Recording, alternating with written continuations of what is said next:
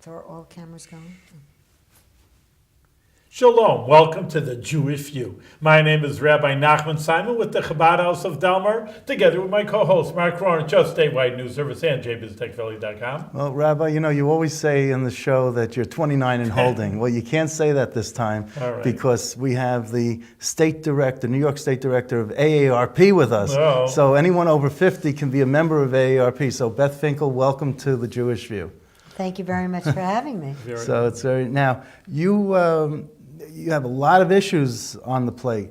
There's a lot of things going on with AARP, but something just passed in Congress recently that would help with Medicare, that AARP took a stance on, and they wanted more inclusion, but they didn't really oppose the measure. Do you know about this? Oh, absolutely. Okay. So yes, the Congress just passed, both houses, very quickly, with vast majorities, a law that will extend what we've been calling for many years the doc fix, which is to figure out how to keep pace with the cost of medical care for doctors, because every year they were having to go back in and refix the formula to be able to pay the doctors' fees on Medicare.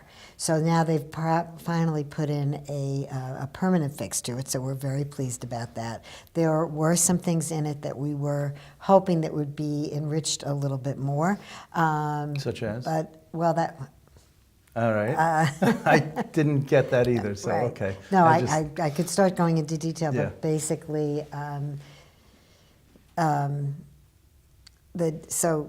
sorry, because I could have it in front of me. That's okay. We can send it to you later if you prefer. I just read about it, and it went totally out of my head, and I didn't remember it. But I know that it was about the reimbursements for the doctors. It is, and it's also about the cost actually to Medicare recipients.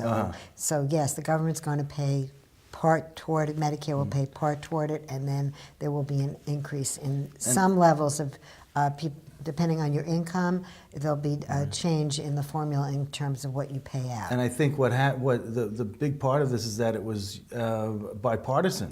Yes. And there were very few no votes on. Very few on either side. They always talk about that the senior vote, which of course that's who you represent, has a tremendously strong position, or always, in Congress and probably around the country, because there's so many seniors, which, that the seniors, they say they're going to, of course, like I say, it may not include me, but in any case, the seniors are increasing in number, or maybe percentages of the population. So AARP has 38 million members in the country, and in New York State alone we have almost 2.6 million members, and they vote, and I think that's what you were getting at, Rabbi. They're much more likely to vote than other cohorts, and as a matter of fact, we know that over 50% of the voters in the last gubernatorial election were 50 and older. In 2010, there were 58% of AARP voters. Really, is a lot. Yeah. But you say you have to be 50 years old. I know when people hit 50, well, I got a letter from AARP. What do you think I am, over the hill already? But why is that number? I always would think that 65, that's when you get Social Security. That's when you kind of become, when I was a kid, you're a senior citizen at 65. Well, we don't really, to us, we're not saying you're 50 and you're a senior. What we're saying is that now's the time to start making sure that you're taking care of certain things in your life. Where is your financial security? How prepared are you to retire? Who better than AARP to help you get on the road to a very secure retirement?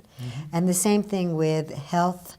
How do you take care of your health? Medicare, how do we take care of Medicare? Shouldn't somebody 50 be advocating for strengthening Medicare? Right. Thinking ahead. So that's a good reason, because I know a good few people come to me, I'm only 50, and they're thinking I'm retiring already. What kind of business is this? Well, but you got to think ahead. You're right. You have to think ahead. A lot of people I know that unfortunately, they don't plan for their retirement, and then they're 65, they're 70, and they get a little decrepit, and Now what do? You know, Well, no one, it's- you don't think about it, or what do I do for my retirement? Now you're thinking about it. You know? Well, it's interesting you should say that because we spend a lot of our time both trying to advocate for people individually and then also advocate for them at the policy level. So what you said is really important because what we know is that in New York, the average Social Security income, if you're on Social Security, the average person's getting $15,500. We all know what $15,500 Not even gonna pay rent on would here. Right, would pay for. That's number one. And then we also know that less than 50% of people who have IRAs actually have $25,000 in it. So Really, that's $25,000 really is not what gonna they, get you too far with that's all that. exactly right. So when you look at that combination, we really need to be talking to people even younger. So, Yeah, I see it's an important how point. long before you turn 50?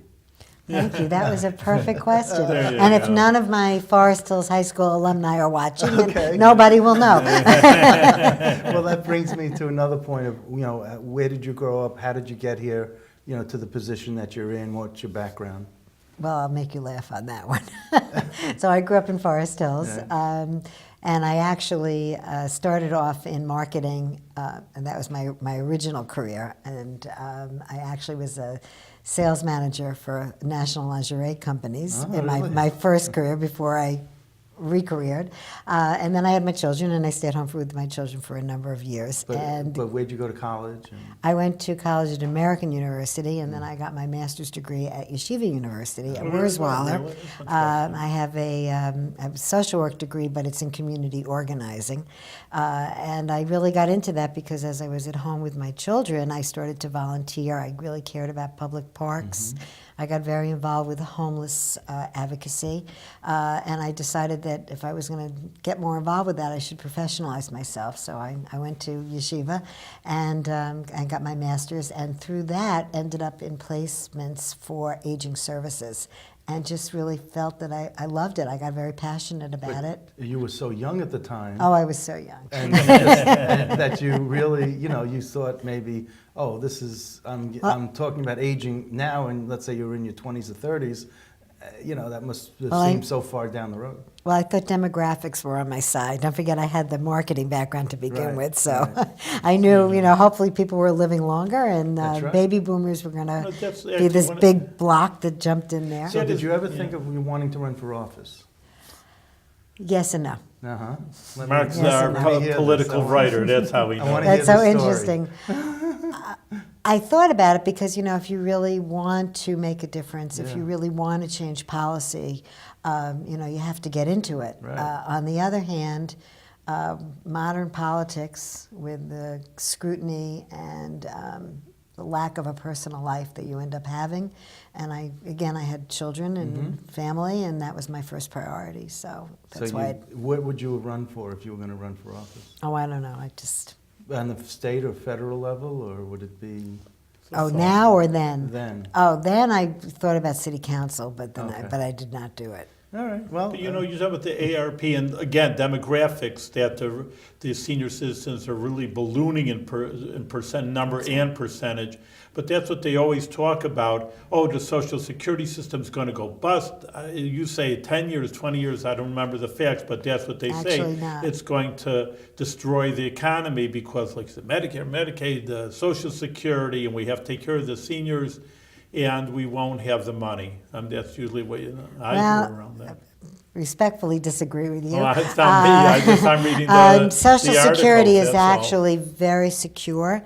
However, it's believed that some adjustments must be made just to keep it as secure as it is.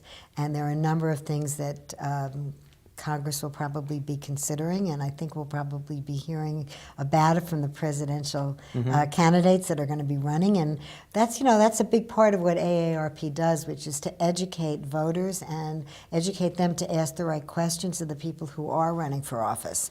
And I'm sure you're going to see, as the campaign starts to heat up, AARP really coming out with a lot of important, pointed questions to make sure that anyone who is going to be running for president President of the United States has Social Security uppermost in their minds. And I was at a forum several months back that said the economic impact of people 50 plus is phenomenal in New York State. It's absolutely, Because they have so many assets, what does it mean? there's so many. Yes. Well, explain maybe. So AARP recently did a study which was entitled The Longevity Economy.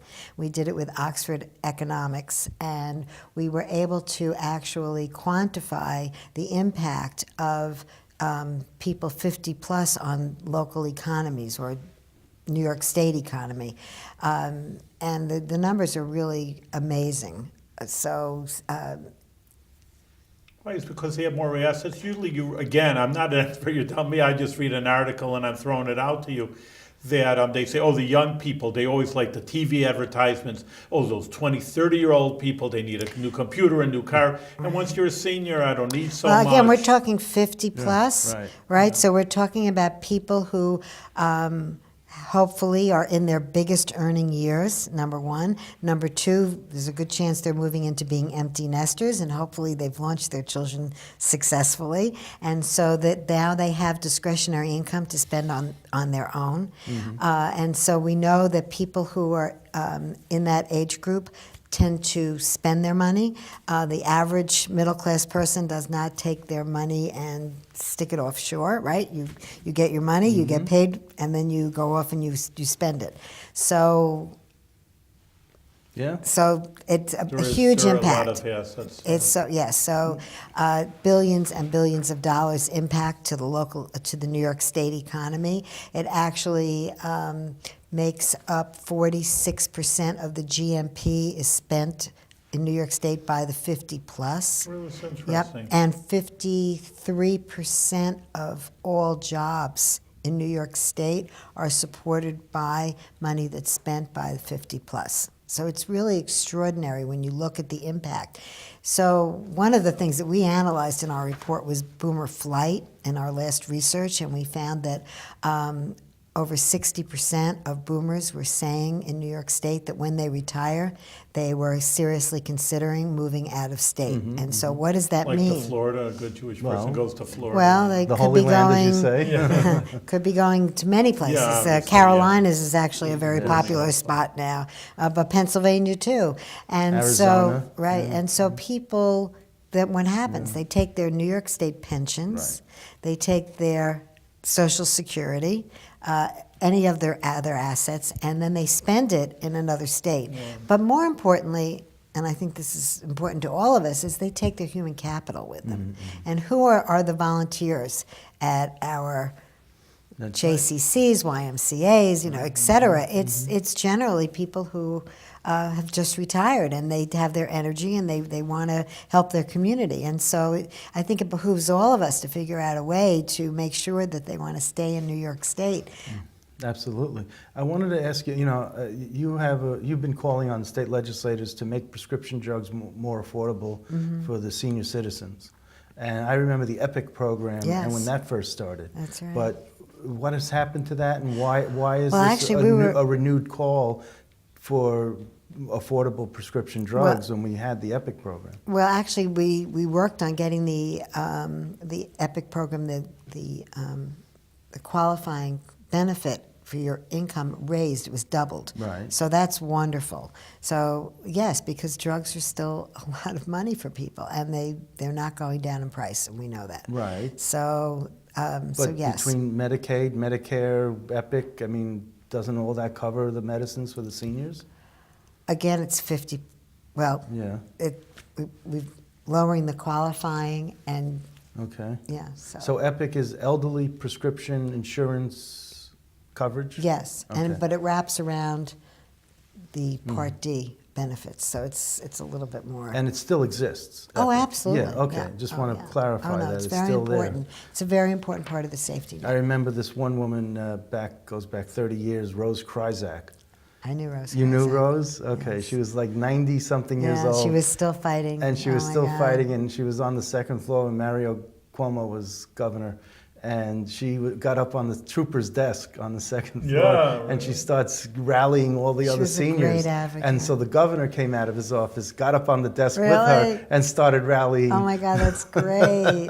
And it was a wonderful picture. wild and, story. You know, yeah, it was. He always, the governor at that time always played into the antics and the people who were protesting, because he felt it was freedom of speech. He wanted to show he was listening. He wanted to, and he was successful that way.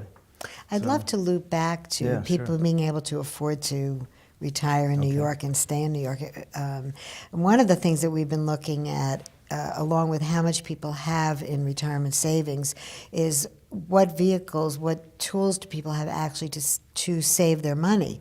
So, the having the old-fashioned defined benefit pension has really gone the way of the dinosaurs, unfortunately. And many companies offer 401ks, but in fact, 54% of New Yorkers who work for for-profit companies do not have any access to any pension plans at work. So they don't have a Wow. defined pension plan, but they also don't have a 401k.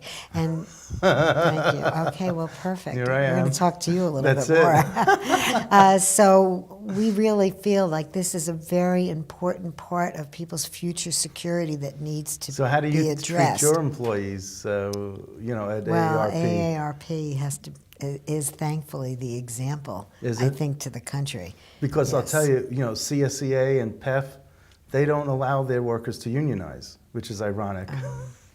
So when you talk about AARP and the and healthcare, and retirement benefits, I Pensions, got to right. ask you, how do But you again, it goes stack the up? other way also, like we were talking about. I mean, we're in upstate, but in New York City, and I have kids down there, even though the basic rent, like you say, by the time you're done with Social Security, there's no room, there's no money for food. Right. So, I mean, it's one thing savings, to build that up, and maybe that needs an education on people, like you say, start early. Right. But then, I mean, what But can there you do also has against to the be a expenses?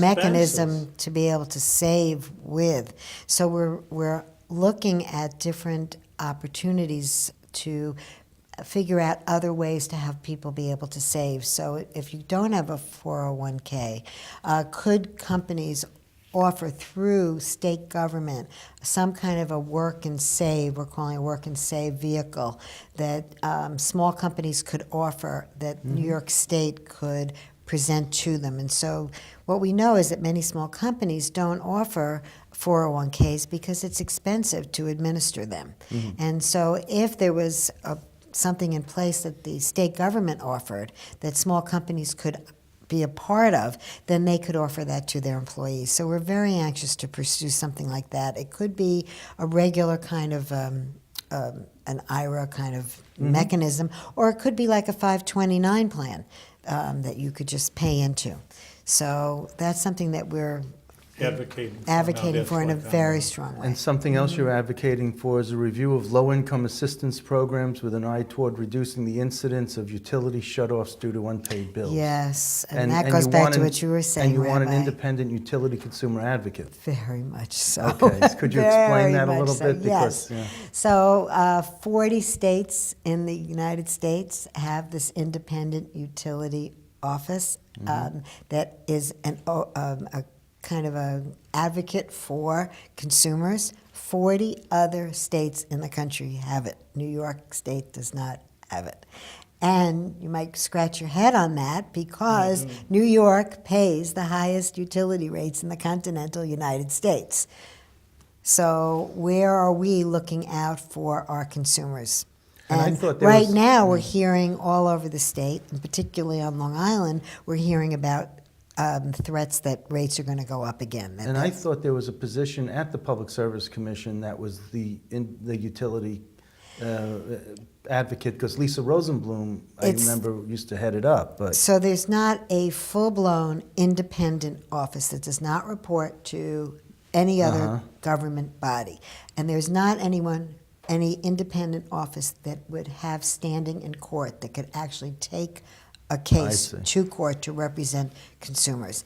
And another thing you might scratch your head about is that not only do we not have representation, but when the utility companies have to go in and present information about why they need a rate hike, they hire experts. Sure they do. To the tune last year of $13 million. Really?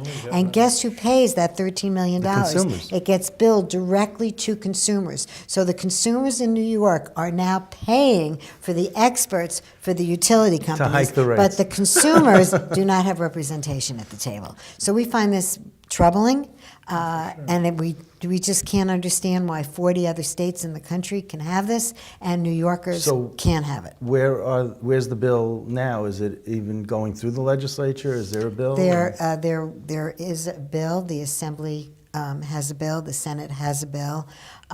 We had hoped that we'd see something in the budget. We did not, and so we have the rest of this season Yeah. to Isn't this a policy raise- decision, though? More than a budget issue? You Shouldn't have this to pay be? for the person. That's Well, that's you have true. to pay for it, but you set the policy first, and then the next budget you fund it. You know, you don't have. Or to- you can fund it in the budget and then it moves right into policy. So it literally Well, could work either way. yeah. We are now on Plan B. Okay, all right. And this, utility shutoffs due to unpaid bills for the seniors. Can you explain that a little bit, or?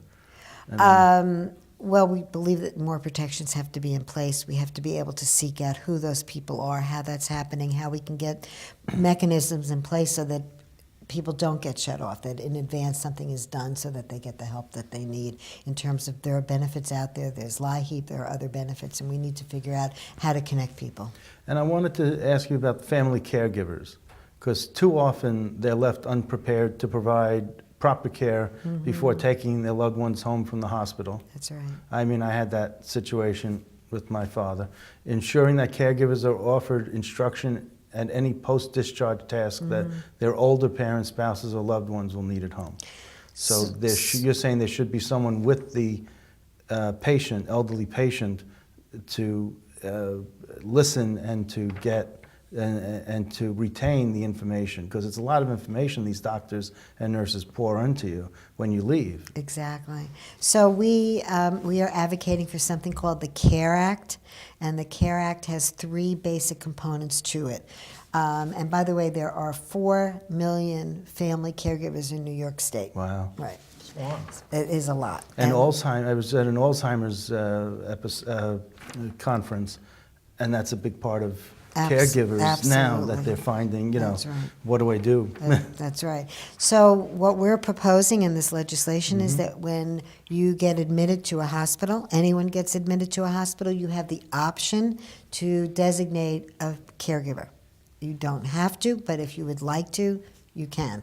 So you get a caregiver designated, and then before you are discharged, that caregiver has to be informed that you're going to be discharged. I mean, this is all just common sense. But it's Right? a shame that it has to be legislated. Exactly, You but know, it does. it does, It yeah. does. And then before your discharge or at discharge, the caregiver has to be informed exactly what care. So let's say you're going to need wound care, and they're assuming that your wife is going to perform that wound care. And your wife might actually be very willing to do that. But she's going to say, I don't know how. No one's ever trained me. And I don't want my husband to get an infection because I'm not going to be able to do that wound care effectively. Properly, So what we're saying is give that caregiver the training. It might be something very simple. It might be putting eye drops in your eyes, but it has to be done properly. It might be transferring, which is one of my favorite ones, because if you don't know how to move someone from a wheelchair into a car, what can happen? They can fall, and before you know it, they're back in the hospital like this. And the healthy person could throw it back out. Well, And then you're really and then you've between a got 2 rock and a people in the hard place. hospital. Right, That's exactly right. And I also wanted to ask you, you did receive a major increase in funding in this state budget? Yes, we were Okay, very, so very could you- pleased. yeah. Yes. Because I know they asked for dues, so maybe just to give the whole picture of how you're funding.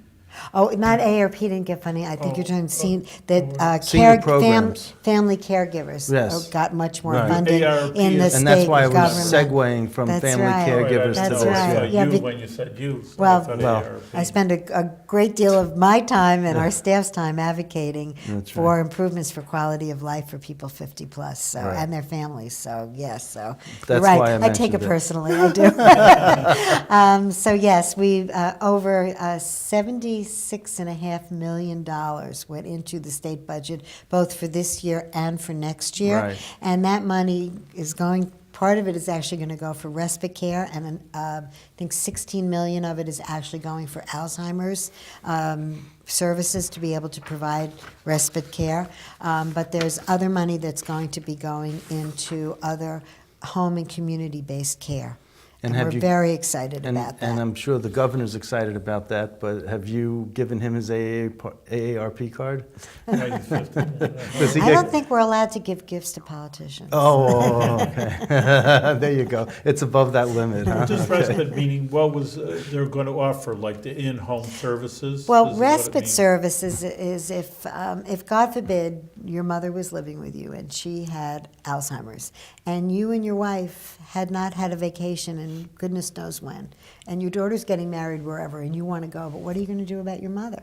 So respite services might be there would be a That's what it respite is, yeah. actual site that you could drop It's your not mother off permanent at. for people. No, No. no, no. So it's just to give you respite. Whoever All right, I and it could understand. be a few hours a day, but it could be for a weekend. It could be whatever. It's kind of like how Friendship Circle works, where they have the kids Give time out. within Time a, out yeah, for so the the parents could have a respite for an Yeah, all hour right. or Yes. It's two. good that you defined it. I didn't know exactly what it was Yes. talking So, about. now, do you have trouble with the Public Service Commission dealing with seniors? Is there sort of like a love-hate relationship of any sort, or is it because it seems like you seem to fight with the utility companies, and maybe the PSC is not. I wouldn't characterize it as fighting with them. I Yeah. think that we're trying to raise the awareness Awareness. of the plight of consumers Making it a teachable in New moment. York State. Okay. New Yorkers are unbelievably burdened by high utility costs, Okay. and so we feel it's really important that we have representation at the table, but also that that entity have standing in court. It's really essential. All right. Did we? I don't think we mentioned this, but under the work and save proposal, could you go into what the work and save proposal is? That was what I was talking about, Yeah. another savings vehicle. Right. So I think I covered Covered this like it that, would be yeah. a 401k like. And what it's does like the a state fi- need to yeah. be doing? That was one more question I had on the work and So save. this- Why do you need the state? They would just supervise it, or So they would very invest? much like a 529, right? I don't know if you have 529s College. or right college. So if you want to put away money tax-free for your children or your grandchildren so that they have money to go to college, there's a mechanism that the state has created. It's called the 529 plan, and you can put in that money So tax-free. you're talking about, instead of college for your kids, retirement for yourself. Exactly. It could be that kind of a mechanism. Illinois just passed a bill recently that provided a work and save model for Illinois, and so that's a little bit different.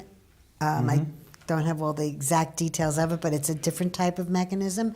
The important point here is that over 50% of people who work for for-profits in New York State just don't have any savings vehicles attached to work. And we know that if money comes out of your paycheck, that you've okayed that money should come out and be put away in savings, we know that people are much more likely to save for their retirement if they have that opportunity at the workplace. And so that's what Really? we're advocating Because for. I think there are a lot of people who are just living paycheck to paycheck, They and are. they can't afford to put that money aside. And that's another problem, and there are another set of solutions that we need to look Okay. at for those people. Absolutely. And, I always say that if you live a long, happy life, and I saw this with my grandmother, she had dementia the last 10 years of her life, but from 83 to, when she was age 83 to 93, but, you leave the world the way you come in. You can't control yourself, you have, you can't eat, you can't speak, you can't think, you can't hear, you have all these issues, you lose your teeth, you got to be fed Gerber baby food or beech nut, whatever's kosher. And you have the, certain, you crawl up in a fetal position towards the end of life. I mean, there's I saw a full circle, I agree with you. I think I just Yeah. shared with you earlier, my mother passed away in September, and you see and she, knock on wood, led a very, very long and wonderful life, but you see that all of the things that you acquire in life just slowly starts getting shed away as you age. everything starts, just as it came in, it starts to go out. And I don't necessarily mean the finances, but, all those things that are so important to you in terms of material possessions, It's fascinating as you see, as people age, that reprioritizing and then that kind of shedding of the non-essentials until you're right. You leave this world as you came into it. Beth, we're out of time, but Fascinating. That's we a want good way to give- leave this show, yes. Yeah, I know. Well, on a good note over here, you're a good advocate for the seniors, and of course, I'll be there in another 20, 30 years. But in any case, bottom line is that wish you a lot of success in Thank you. doing a big chesed, you call it in Hebrew, a kindness, for the people, like you say at the end, that they're very vulnerable. They don't have the means, they don't have the strength, and they need a lot of help, and you're helping them get that And they help. deserve to have the kavod. Right? Okay, well, much success. Be well. Thank you very much.